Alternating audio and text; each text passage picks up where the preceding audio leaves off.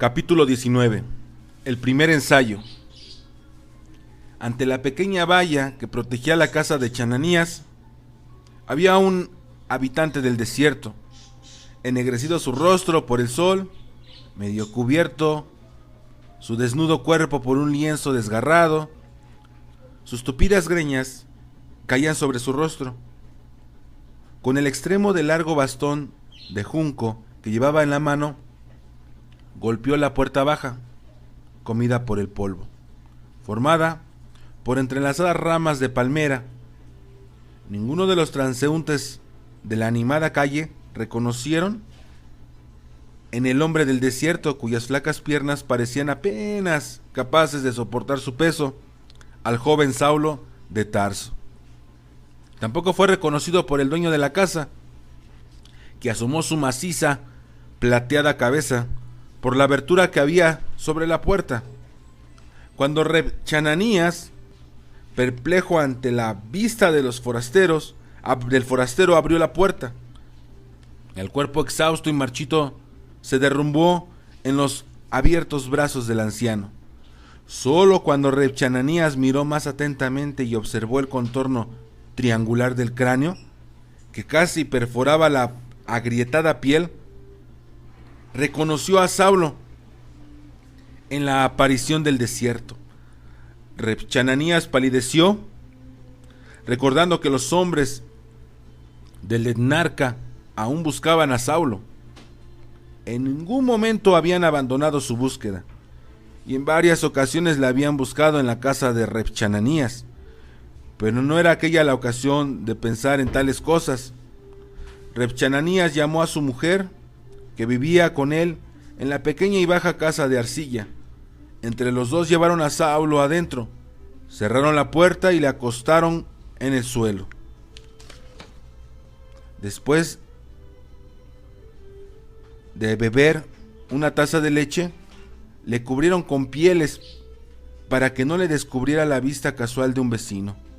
Un poco más tarde, Saulo abrió los ojos y volvió en sí. Empezó enseguida a hablar del Mesías, de Jesús el Nazareno, el cual dijo era el Hijo de Dios. Ya hablaremos de estas cosas cuando hayas recobrado tu fuerza, le dijeron. Entre tanto descansa y sosiégate.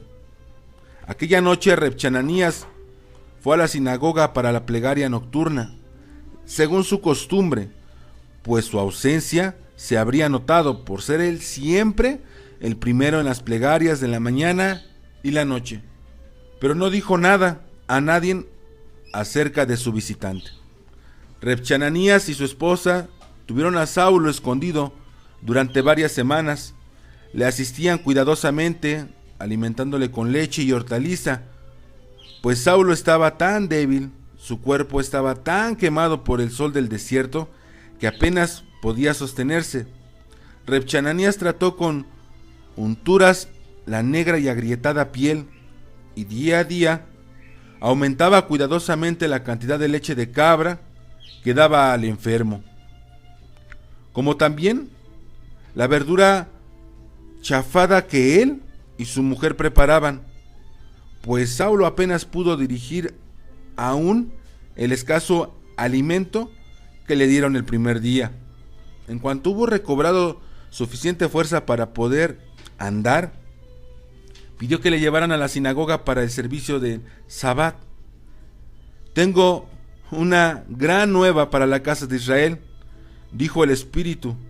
Estuvo conmigo en el desierto, como estuvo con Jacob cuando durmió bajo la roca. He visto el sueño de Jacob, ahora comprendo su sueño, el sueño de la escalera. Chananías no le comprendía y creía que Saulo estaba delirando todavía. No puedes ir a la sinagoga, no puedes mostrarte al pueblo de Damasco, pues eres conocido aquí y también se sabe con qué propósito viniste. Algunos de los hombres que vinieron contigo para prendernos y llevarnos a Jerusalén han permanecido aquí. Cuando saliste de Damasco, el gobierno te hizo buscar por toda la ciudad. Vinieron aquí también, a esta casa. Ahora el asunto está casi olvidado, pero si eres visto en la sinagoga, si te oyen predicar allí, lo recordarán y te matarán sin duda. Nada puede ocurrirme, contestó Saulo tranquilamente. ¿No me dijiste tú mismo que el Señor se te apareció y te habló respecto a mí, diciendo que me había escogido por instrumento para llevar su palabra a las naciones y a reyes y a la casa de Israel? Sí, esto me dijo cuando el Espíritu estaba en mí, contestó Chananías. Luego, ¿cómo podría ocurrirme nada antes de que se cumplan las palabras del Señor? ¿Quién puede dañarme? ¿Quién puede matarme, destruirme o deshacerme si soy el instrumento del Señor? No puede sucederme nada. Reb Chananías miró a Saulo con asombro, pues el rostro de Saulo llameaba en su exaltación. Si tu fe es tan fuerte en ti, ve con el poder de tu fe y cumple lo que el Espíritu te dijo. Y que Dios te acompañe en tus angustias, contestó Reb Chananías, y cayó en el temor que la fe de Saulo le infundía. Con su inquebrantable fe en su misión, Saulo no solo consiguió el consentimiento de Reb Chananías a su aparición en la sinagoga, sino que indujo al anciano a negociar por él. Reb Chananías visitó al jefe de la sinagoga y le persuadió a que invitara para un sermón el siguiente Sabbat al joven rabino que acababa de regresar del monte Sinaí y que era a menudo visitado por el Espíritu. Chananías no dejaba de ver que la situación estaba llena de grandes peligros para Saulo, pues nadie había olvidado cuál era su misión en su primera visita a Damasco. Preveía también la posibilidad de que el sermón de Saulo solo sirviera para amargar a los miembros de la nueva secta que recordaban la reputación de Saulo en Jerusalén. No creerían en la sinceridad de su conversión, pero Reb Chananías se hallaba bajo un hechizo en lo concerniente a Saulo y cumplió su demanda al pie de la letra, y cuando llegó el Sabbat acompañó abiertamente a Saulo a la sinagoga. La gran sinagoga de Damasco no era un edificio de un solo estilo, destinado a sinagoga desde el comienzo. Era un grupo de edificios que se habían acumulado en el transcurso del tiempo. La comunidad judía de Damasco, con la ayuda de Dios, habían crecido tan rápidamente que la adición del edificio no había nunca alcanzado a cubrir las necesidades de los congregantes. La comunidad no había crecido tanto por la afluencia de hijos de Israel como por la conversión de gentiles. La población de Damasco se componía de elementos diversos, y la región judía tenía muchos adeptos entre los gentiles o semiadeptos, pues sin cesar de doblar la rodilla ante su propio Dios, iban en el Sabbat a la sinagoga a escuchar la lectura de la Torá, que estaba traducida a la lengua vernácula, la cual de las mujeres de Damasco se habían convertido, y ellas también acudían en el Sabbat de la sinagoga junto con las mujeres judías. Habían muchas animosidad y envidia entre los hombres por esta causa, y los sacerdotes del templo de Baal Shamem procuraban valerse de tales sentimientos. El apromio de judíos y gentiles, esto es, de los gentiles temerosos de Dios, crecía de año en año, de modo que las autoridades de la sinagoga se veían obligadas a añadir nuevos edificios, precipitadamente construidos de piedra o madera, o aún de arcilla cocida, hasta que la sinagoga primitiva parecía una gallina clueca sentada sobre sus polluelos. En esta ocasión, como en todas, la sinagoga se hallaba atestada de fieles que rebosaban del edificio principal y se aparecían por los adyacentes. Los fieles de todas las secciones no podían de vista a los bedeles que transmitían las señales. Después de cada bendición o santificación para la respuesta de amén, cuando se hubo leído la porción semanal del Pentateuco, 2 veces en el original hebreo y una en su traducción, se levantó el jefe de la sinagoga de su sillón de piedra junto al arca, subió al púlpito y dijo: hoy se halla entre los fieles un joven rabino, recién llegado del monte Sinaí, donde ayunó y buscó los secretos de la palabra de Dios. Nos trae una palabra de consuelo. Venga aquí y hable según le dicte el Espíritu. Desde el sitio junto a la puerta donde se hallaba al lado de Reb Ananías, se adelantó Saulo, se envolvió en un manto rogativo que le dio uno de los chantres y se colocó entre el jefe de la sinagoga y el primer juez del tribunal. Muchos de los congregantes, la mayoría de ellos en realidad, habían oído hablar del joven Saulo que unos años antes había venido de Jerusalén con la misión del sumo sacerdote y luego había desaparecido, pero pocos conocían su rostro, y estos solo entre los íntimos de Reb Ananías. Cuando los fieles vieron al joven pálido, quemado por el sol, con su alta cabeza triangular envuelta en el manto rogativo, el instinto les dijo que algo insólito les esperaba. Hízose un profundo silencio. Los hombres se miraban calladamente con una interrogación en los ojos. El mismo predicador díjole quién era. No empezó su sermón del modo acostumbrado, con un versículo del Pentateuco leído aquel sabbat. Empezó hablando de sí mismo. Soy un fariseo de los fariseos. Me sentaba a los pies de Rabá Gamaliel. Cuando despertó en mí, según yo creía, el celo de Dios contra los que alababan a Jesús de Nazaret, diciendo que era el Mesías. Saulo, es el joven Saulo. Un murmullo de asombro recorrió la sinagoga. Saulo de Tarso, que perseguía a la nueva secta en Jerusalén y con el mismo fin fue enviado a Damasco. Y un creyente murmuraba al oído de otro. Ataba a los fieles como corderos y los arrastraba a la matanza. Y este era su propósito al venir aquí con las cartas del sumo sacerdote. Silencio, hermanos, oigamos lo que tiene que decir en defensa de sus maldades.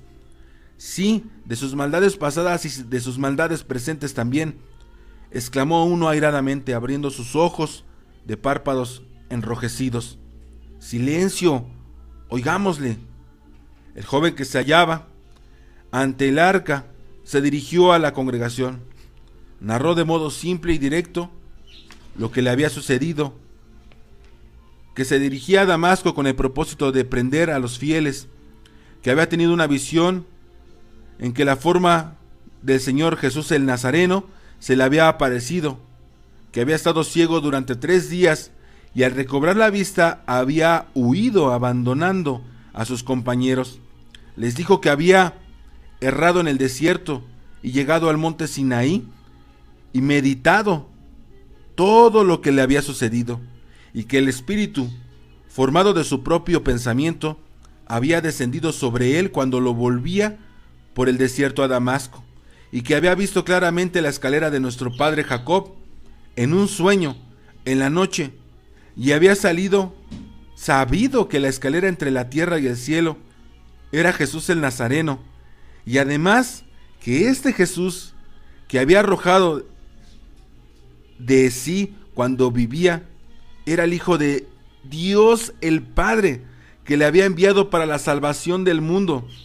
Y la exaltación se apoderó de Saulo cuando dejó su propia historia y empezó a hablar del Mesías. Aunque el Mesías hubiese sido crucificado en la debilidad, estaba aún vivo en el poder de Dios. Era el único que daba sentido y justificación a nuestra vida, pues era la redención, el cumplimiento de la creación, la promesa que Dios había hecho por boca de los profetas. Vendría y resucitaría a los muertos, pues sin la resurrección la vida no tenía sentido y la disciplina no tenía objeto. Había entre los fieles muchos creyentes y más de una vez su propio Reb Ananías había ocupado ante ellos el sitio que ocupaba Saulo y les había predicado sobre Jesús el Nazareno. Pero aún los que no se contaban entre los creyentes nunca se habían inclinado a acusar a Reb Ananías, que era conocido como judío piadoso y temeroso de Dios, incapaz de transgredir la ley o blasfemar en modo alguno contra la fe judía, que Jesús el Nazareno había libremente, por su propia voluntad, muerto en la cruz por los pecados de todos, y volvería pronto sobre las nubes del cielo, era creído por muchos, tanto por los que habían formalmente aceptado la fe, esto es, se habían sido bautizados en el nombre del Mesías, como por los que no habían sido bautizados. Todo esto, predicado por el joven, no era nuevo en Damasco y no provocaba excitación, pero lo que creó una tormenta entre los fieles fue la afirmación del predicador que Jesús el Nazareno era no solo el Mesías, sino el Hijo de Dios, porque continuó diciendo que del mismo modo que no podía existir nada sin Dios, pues el mundo está lleno de su gloria, tampoco podía existir nada sin Jesús el Nazareno, pues era la personificación de la redención, el sentido y designio de la creación, y siendo esto así, Jesús no era meramente como un Dios, era una segunda autoridad, era más que esto, pues Jesús hacía plena y llenaba de sentido la obra de Dios. ¿Y quién lo decía? Un hombre que poco antes perseguía, con todos los medios a su disposición, a los que creían que Jesús era el Mesías, un hombre que poco antes venía con cartas del sumo sacerdote a esa misma ciudad de Damasco, a prender a los fieles, y allí estaba, predicando cosas que no se habían oído nunca en Israel. No le dejaron continuar. El fuego que ardía en los ojos de los principales oficiales de la sinagoga encendió el fuego en los corazones de los fieles, no solo entre los judíos piadosos, sino también entre los fieles que habían aprendido de Reb Chananías que Jesús era el Mesías. Fruncíanse ceños en la perplejidad y el desagrado. Nunca había salido palabras tales de labios judíos. De entre los fieles alzóse un ruido de disputas. ¿No fue como en Jerusalén? ¿No se cerraron los puños contra el predicador? ¿No se extendieron las manos para arrancarle del púlpito? Pero había consternación y descontento. El jefe de la sinagoga se alzó, reclamó silencio con un gesto y declaró: con el permiso y la autoridad del jefe del tribunal de la sinagoga y los otros ancianos, ordeno callar a Saulo de Tarso y le retiro el privilegio de predicar en la sinagoga. Aquella mañana los congregantes se dispersaron, tristemente, baja la cabeza, se sentía como si hubiese presenciado la adoración del becerro de oro. Era ya tiempo de que Saulo partiese de la ciudad. No había cesado de expresar su opinión acerca del Mesías, dirigiéndose a todos los que se mostraban dispuestos a escucharle. Los ancianos de la sinagoga no solo le habían prohibido el uso del púlpito, estaban pensando seriamente en si no debía hacérsele comparecer ante el tribunal y condenarle al látigo. Si se contenía, era porque no quería llamar más la atención sobre el asunto.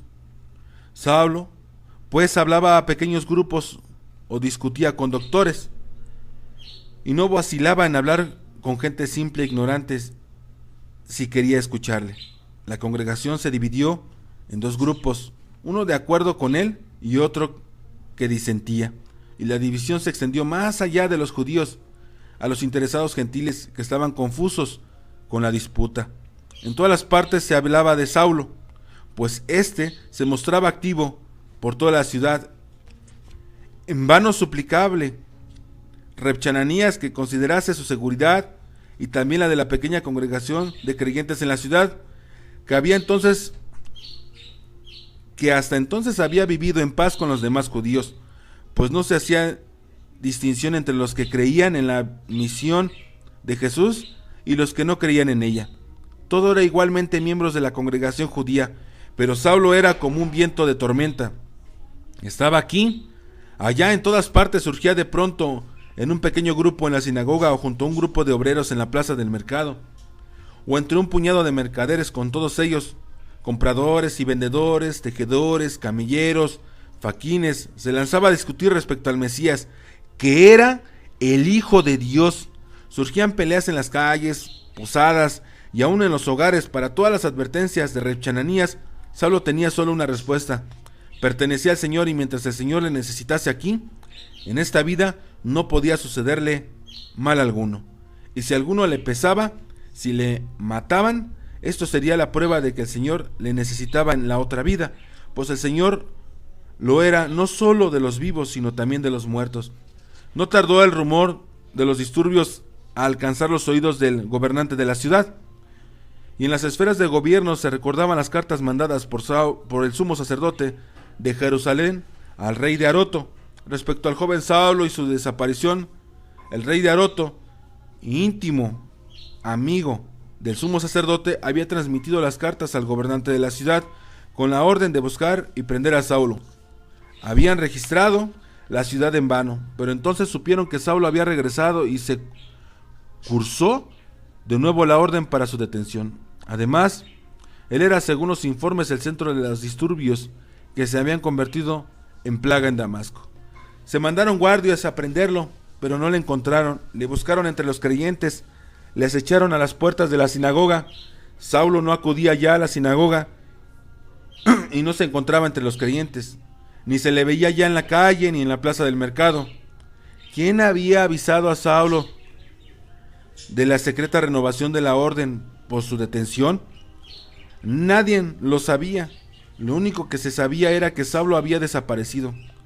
Los guardias fueron a la casa de Chananías y le registraron cuidadosamente. Registraron la casa de otros creyentes en vano, pero estaban decididos a que, si Saulo no había ya partido, no saliese de la ciudad por segunda vez. No huiría como lo había hecho la otra vez de los hombres que habían traído consigo de Jerusalén. Se hallaba en Damasco en esos días Zabulón de Damasco, que había sido uno de los lugartenientes de Saulo y uno de los mensajeros del sumo sacerdote. Saulo, naturalmente, le era muy conocido, y si hubiese puesto los ojos encima del perseguido, habría terminado la búsqueda. Cualquiera que fuese el disfraz de Saulo, por más que hubiese cambiado, no engañaría a Zabulón de Damasco. Zabulón buscó a otros hombres familiarizados con los rasgos de Saulo y los colocó en las puertas de la ciudad. Quienquiera que saliese de Damasco en esos días era atentamente examinado, y aún a veces se le obligaba a desnudarse. Hasta las mujeres eran examinadas, pues se temía que sus vestidos y sus cabellos no fuesen otra cosa que un disfraz. La vigilancia era tan estricta que las autoridades estaban seguras de prender al perseguido si intentaba partir, pero si no había partido ya, se hallaba en la ciudad. ¿Dónde se ocultaba? En su parte oriental, el muro de la ciudad de Damasco cruzaba un pequeño olivar. Al pie del muro, dentro de la ciudad, habían huecos y arcos que habían sido ocupados por gente pobre, aceiteros, vendedores de hortalizas y camelleros y pastores. Los ricos molinos de aceite al otro lado del portal eran movidos por los arroyos que corrían como una pared por los ricos.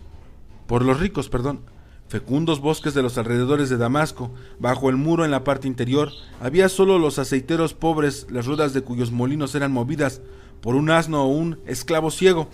A estos aceiteros llevaban los granjeros pobres sus sacos de aceitunas para que las molieran y prensaran. Frente al muro habían grandes montones de destrozados orujo que se vendían como abono.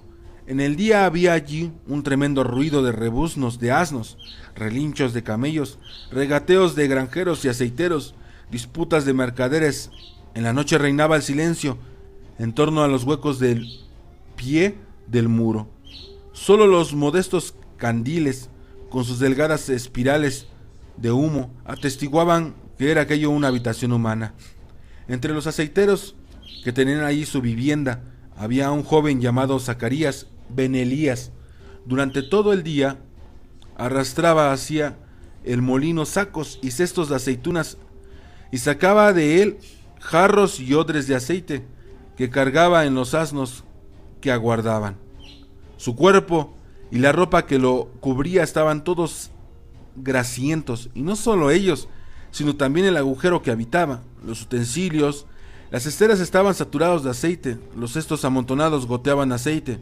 Allí, entre cestos y cántaros cubiertos con un trapo antuoso, yacía todo el día Saulo de Tarso. Por primera vez se sentía lo que él había hecho sentir a tantos. Por primera vez sabía lo que era estar en peligro por la causa de Jesús el Mesías. No sentía miedo alguno. Sabía que nadie tenía el poder sobre su vida mientras no hubiese cumplido su misión, pero por primera vez sabía lo que significaba ser perseguido. Él, que por tanto tiempo fuera perseguidor, ser el cordero. Él, que por tanto tiempo había sido el lobo, era una experiencia que esclarecía y exaltaba bajo el sucio cobertor que le ocultaba. Saulo se sentía elevado. Había logrado el privilegio de ser perseguido y acosado por el amor del Dios que es en el Mesías. Una noche, dos brazos vigorosos le levantaron de su escondrijo para depositarle en un cesto, sucio, de espeso rezumo de los desperdicios de la aceituna. Zacarías le dio también un pan y una calabaza de agua con vinagre para que se sustentara en el desierto. Luego cubrió el cesto con hojas de modo que parecía un cesto de aceitunas a punto de ser llevado al molino. Ató la carga a sus hombros y se puso en marcha. Sabía un sitio en que el muro pasaba por una solitaria arboleda. Hacia allí se dirigió. Inclinando, bajó su carga. Cuando llegó al sitio, se encaramó a la parte superior del muro y desde allí bajó el cesto con una cuerda. Ahora até el cesto a la espalda de Reb Saúl, dijo, y si los vigilantes del muro te tienen, di que llevas tu carga de aceitunas a que la prensen en los grandes molinos de fuera de la ciudad. Dios te acompañe, Reb Saulo. Pero al otro lado de la muralla, Saulo no encontró a nadie. Entró en la noche oscuramente azul y alzó la vista a las estrellas que había conocido, también en el desierto. ¿Hacia dónde? La respuesta surgió espontáneamente. Podía tomar otro camino que aquel por donde había venido la primera vez. A Jerusalén, pues. A Jerusalén, hacia aquellos a quienes había perseguido y a quienes se uniría ahora en busca de Simón Bar-Jonás. Volvió los pasos en la dirección del Hermón, cuya majestuosa cabeza blanca, iluminada por las estrellas, era visible en la noche.